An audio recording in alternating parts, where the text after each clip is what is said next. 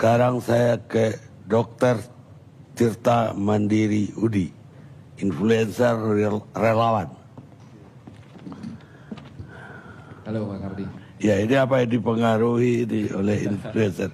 Ya sebelumnya Assalamualaikum warahmatullahi wabarakatuh. Waalaikumsalam. Terima kasih sebelumnya kepada guru-guru saya yang di sini. Ini semua guru-guru saya, Bang Kardi.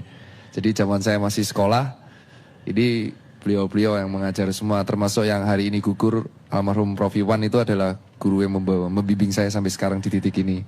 Jadi murid itu selalu ingat gurunya. Guru lupa murid. iya itu. Iya pasti ingat tuh. Saya selalu Waktu kuliah kan enggak? Apa? Waktu kuliah enggak begitu kan? Enggak sih, Pak praktek aja sih Pak. Makanya. Biar dihafalin pasien.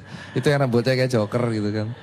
Jadi kalau Bang Karni izin saya cerita, ingin menjawab sedikit sih. Yang pertama, peran saya di sini itu peran dokter itu ada ganda ya. Satu agen preventif, sekarang yang kedua adalah agen kuratif. Nah, tadi Dokter Erlina dan Dokter Ronald tuh dan Prof udah cerita juga bahwa dokter di garda terdepan itu sekarang sebagai agen kuratif. Tetapi juga peran yang paling penting itu adalah masyarakat untuk mengendalikan dan menurunkan tingkat infeksi. Nah, ini peran dokter-dokter yang di relawan untuk garda terdepan yang menurunkan tingkat infeksi. Langkah-langkah yang kami lakukan itu saya bersama dengan sebuah yayasan yang sekarang ada apps-nya, Kita Bisa, dan BNPB kemarin mengundang kami. Jadi sekalian saya clearkan di sini di media, kemarin ada isu BNPB mengundang puluhan influencer itu kan terus dihujat dibayar. Saya tegaskan para influencer tidak pernah dibayar oleh negara. Kami mengeluarkan itu benar-benar pakai uang kami sendiri. Dan yang mengkoordinir salah satunya adalah saya, Fatur, Express Mau Game yang pernah kesini juga. Dan teman-teman dari BNPB dibantu oleh, kita udah buat hashtag namanya Kurir Kebaikan. Salah satu peran Kurir Kebaikan udah dirasakan oleh Mas Ginanjar, itu adalah kami yang mengadakan, Mas Taki Malik, Dede Hamzah dari Depok. Jadi kita membuat hashtag namanya Sharing is Caring. Jika kamu memang memiliki kemampuan di atas rata-rata, dan kita kasihan ojol itu masih pejuang jalanan, belilah makanan sebanyak yang kamu bisa, berikan bayaran di tempat ataupun pakai GoPay atau OVO ataupun yang lain, dan itu bisa berikan makanannya kepada ojol tersebut karena mereka belum tentu bisa makan hari ini. Itu gerakan pertama Bang Kardi. Gerakan kedua yang kita inisiatif itu adalah karena kami, jujur saya sebagai dokter itu melihat kawan-kawan saya yang sekarang berjuang di puskesmas, lalu bukan hanya di RS pemerintah, sekarang ada di puskesmas, lalu di RSUD, RSUP, dan sekarang menyebar ke swasta, itu benar-benar mereka kasihan sekali Bang Karni. Itu yang jarang banget dibuka. Dan salah satu kolega saya, kakak angkatan saya, Dr. Giovanni Van Empel yang alumni UGM yang sekarang PhD di Aussie, dia sempat pulang di sini 2 minggu untuk mewawancara sekitar 18 rumah sakit di Indonesia. Jujur realitanya itu sangat-sangat menyedihkan. Itu alasan ketika saya pulang tiap kali membagi berbuat aksi itu kadang merenung sendiri apa yang telah saya lakukan untuk membackup teman-teman saya di IGD. Banyak di antara mereka itu bertemu dengan pasien, seperti yang dijelaskan Dr. Erlia itu sangat-sangat tepat sekali. Itu kita nggak punya perlindungan sama sekali. Ibarat kalau kita main PUBG itu, lawan kita pakai AWP, kita pakai panci Pak itu Pak. Jadi kita belum dadeng gitu kan, udah kena kepalanya. Jadi kita tuh melawan sesuatu yang nggak kasat mata. Kita hanya bermodal panci, tapi di luar kita tuh udah di headshot sama virusnya. Otomatis saya menerangkan kayak gini dengan bahasa yang awam ya, karena ini guru saya semua, mungkin teman-teman milenial apaan sih, pasti kayak gitu, tidur gitu kan. Jadi saya mencoba menerjemahkan apa yang diterangkan oleh guru-guru saya di depan di sini. Nah akhirnya kita inisiatif untuk membuat gerakan Bang Karni terutama di Jakarta. Kita bekerja sama dengan Dompet Duafa dan Kita Bisa untuk membuat 1000 disinfektan chamber di seluruh Jakarta. 1000 titik Bang Karni, dan ini kita udah buat hari ini 3. Itu benar-benar kenapa? Wah ini bukan berarti pemerintah nggak mampu, tapi kita mendengarkan sebagai BNPB kita dipercaya, kita ingin membuktikan pemerintah itu nggak sendiri. Ini bukan lagi tugas pemerintah doang, ini tugas satu negara. Tugasnya ojol, tugas kita. Ada 5 pejuang jalanan yang saya angkat di sebuah media sosial. Saya terima kasih Pak Deddy Corbuzier sudah mengangkat. 5 pejuang jalanan itu adalah yang pertama dokter dan tenaga medis. Jalanan itu war zone kalau saya bilang karena mereka zona merah. Kedua adalah polisi dan TNI karena mengamankan negara. Ketika adalah upah harian, ojol, tukang listrik, itu teman-teman nggak bisa ngecek internet kalau nggak ada petugas internet kabel fiber optik. Teman-teman nggak bisa sekarang listrik ini kalau nggak ada petugas PLN yang siap 24 jam melayani kita. Itu adalah petugas yang sering kita lupakan. 4, warteg, yaitu petugas UKM. Dan yang kelima, pejuang jalanan adalah office boy dan cleaning service. 5 ini tuh sering banget dilupakan oleh kita. Dan akhirnya kita memutuskan selain 1 sharing is caring, kedua kita membuat disinfector chamber, ketiga kita membuat gerakan, saya bersama dengan Mas Hatar Muhammad Dayat, relawan BNPB, itu kita membuat gerakan untuk sama DMI menyemprot seluruh masjid di Jakarta dengan disinfektan sehingga mereka bisa beribadah dengan aman, menyemprot gereja dengan disinfektan, jadi itu aktif. Dan kita juga membuat kegiatan kemarin membuat menyemprot angkot di terminal-terminal karena itu adalah garda terdepan kami, karena mereka juga nggak bisa di lockdown. Jadi ketika pemerintah belum bisa menerapkan lockdown, kami yang berjalan. Apakah kami dibayar? Tidak. Karena saya sendiri udah punya bisnis dari yang lain dan teman-teman influencer punya uang lain. Ini saatnya kita satu negara itu saling membantu. Dan yang keempat Bang Arni, teman-teman saya rumah sakit itu kan yang BNPB jujur kemarin kita apresiasi, terima kasih buat BNPB udah 40.000 tapi nggak tahu sampainya kapan, saya juga nggak tahu. Tapi yang jelas saya inisiatif menggalang dana juga. Saya sebagai dokter membeli resell masker Pak Arni. Ini yang paling ironis. Masker itu saya beli harga resell senilai 420 juta, 200 dari duit saya sendiri. Karena Mas Tirta kenapa, Pak Dokter Tirta kenapa membeli masker harga resell? Itu kan ngasih keuntungan. Kalau saya nggak beli masker harga resell, yang dijual oknum-oknum ini, yang entah gimana ada di oknum terus, teman saya mati di belakang. Jadi saya beli resell. Dan mereka kaya raya dapat mobil, mungkin Mini Cooper sebulan ya. Tapi saya ya bodoh amat, tapi yang penting teman saya selamat. Dan itu saya bagikan ke Rumah Sakit Sarjito di Yogyakarta, Rumah Sakit Bethesda, Rumah Sakit di Jambi, Depok, Rumah Sakit Islam kemarin saya bagikan. Dan itu respon yang luar biasa saya dapatkan adalah, Pak Karni pernah nggak lihat orang habis pulang perang, capek, belum tidur, tapi begitu lihat dibantu tuh optimisnya naik. Itu adalah psikis yang jujur luar biasa tinggi sekali. Dan support terakhir yang saya coba lakukan bersama kawan-kawan, itu adalah gerakan memberikan makanan buat tenaga medis. Ada 3 gerakan yang saya bangun. Pertama, saya membantu teman-teman FKUI membuat namanya Nutrisi Garda Terdepan. Nutrisi Garda Terdepan telah membuat makanan dan memberikan ke 4 rumah sakit rujukan utama. Salah satunya RS Persahabatan. Mungkin kita itu yang memberikan adalah teman-teman FKUI. Terima kasih. Iya. Itu karena saya gak tega aja lihat teman-teman itu praktek terus tapi makan cuma nasi dok gitu kan. Maaf, nasi telur bahasa Jawa ya. Nasi telur tiap hari. Dan kenapa? Bukan meremehkan, tapi mereka ini butuh protein. Akhirnya Nutrisi Garda Depan dibangun oleh alumni FKUI dan teman-teman FKUI menyebarkan. Dan ini kita bentuk lagi dengan Pak Arif dari DMI, Dewan Masjid Indonesia. Kita membentuk juga gerakan membagikan 1000 madu dan 1000 telur rebus untuk semua rumah sakit yang ada di Jakarta. Itu aja yang kita bisa lakukan dan itu yang bisa dilakukan oleh warga. Jadi sebenarnya warga itu sudah stop lah kita hujat. Akan sangat mengecewakan ketika yang paling mengecewakan itu adalah ketika satu kebijakan kesehatan itu tidak sesuai, yang disalahkan presidennya. Itu nggak menyelesaikan masalah menurut saya. Dan ketika tidak sesuai yang disalahkan gubernur, itu nggak selesai masalah. Ya yang udah ya udah. Kalau orang Jawa bilang saya wis ya wis loh, legowo mawon. Jadi sekarang itu kita saatnya, kalau kamu yang emang dikasih libur, ya libur di rumah aja gitu loh. Kalau bosen ya di rumah. Jangan malah nongkrong-nongkrong, kemarin di Bulungan nongkrong itu kan dibubarin akhirnya saya polisi, untung nggak di penjara. Dan yang kedua, yang pejuang jalanan ini yang kita support sekarang. Yang kita support secara mandiri dari teman-teman influencer, dari teman-teman dokter, dari teman-teman relawan yang kita support dengan membangun disinfektan chamber, mengajari cara cuci tangan. Dan kalau pulang rumah, jangan lupa kalau kamu emang tetap di jalan, pulang rumah jangan nyentuh anak dulu, jangan nyentuh istri dulu, jangan nyentuh orang tua dulu, langsung cuci tangan, cuci kaki, ke WC dulu. Dan yang terakhir, kalau misalkan ini pembatasan wilayah dilakukan beneran, sebenarnya yang bisa dilakukan adalah sharing is caring. Yang kaya membantu yang nggak punya. Itu aja simpel, bener-bener. Tapi tetap ada yang sulit. Berdasarkan undang-undang karantina yang ditandatangani oleh Pak Jokowi, itu kalau ada terjadi karantina yang menanggung kebutuhan pangan adalah presiden. Ya emang lah, kau kira beli 2000 ton beras itu gampang. Orang tuh kadang di media sosial bisa ngetik, tapi mereka nggak mikir impactnya ke depan kayak apa. Selama pemerintah itu butuh proses. Anggap aja pemerintah, oke, pemerintah sekarang ada maksud Pak Jokowi kemarin di media sosial ya Pak Fajrul, itu foto di gudang beras ya. Saya lihat itu Pak Jokowi foto saya sedang memperhatikan kebutuhan pangan di Indonesia. Itu sebenarnya adalah sebuah statement psikis bahwa nih loh kebutuhan pangan siap kalau sewaktu-waktu ada apa-apa. Nah, tapi pemerintah itu butuh proses. Pemerintah butuh proses dan ketika butuh proses itu, selainnya kita, kalian-kalian tuh saudara Atta Halilintar gitu kan, teman-teman Reza Arab, Rachel V-nya dan teman-teman yang punya follower banyak yang selalu pamer mobil mewah di setiap Instagram dan YouTube-nya.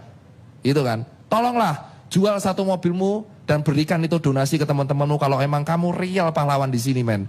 Jangan cuma manfaatin follower buat pribadi. Ya kan, Pak? Merdeka itu buat ojol. Kenapa? Karena separuh pegawai saya, Susan Care, saya punya bisnis Susan Care, separuh pegawai saya itu anak jalanan.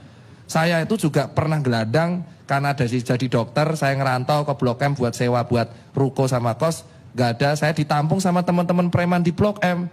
Dan di situ saya ngerti hidup harian kayak apa. Itu harusnya peran influencer sangat gede. Bayangin ads 10 juta subscriber, itu berapa miliar? Sumbanginlah langsung tuh buat ojol semua, mereka akan lockdown langsung 14 hari. Bener gak Pak? Ya itu, selesai. Tapi mau gak teman-teman influencer? Ya enggak.